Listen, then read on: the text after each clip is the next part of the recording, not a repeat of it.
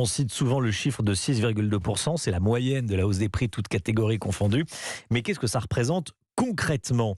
Quelle somme avez-vous perdue en 2022 par rapport à l'année précédente? Baptiste Morin, bonjour Baptiste. Bonjour. Service économie d'Europe 1 également. Une étude de l'INSEE révèle le montant du revenu disponible perdu par les... Enfin, en clair, le pouvoir d'achat perdu par les Français à cause de l'inflation. Oui, 720 €. Ce montant prend en compte tout ce que l'État a mis en place pour alléger l'impact de l'inflation sur les ménages, le bouclier tarifaire sur le gaz et l'électricité, la remise à la pompe ou encore le bonus exceptionnel du chèque énergie. Sans le bouclier tarifaire et la remise à la pompe d'ailleurs, les Français auraient perdu 270 € supplémentaires en moyenne. Alors, 720 €, c'est une moyenne. Assez logiquement, l'inflation pèse plus sur les plus modestes si l'on regarde la part du revenu disponible.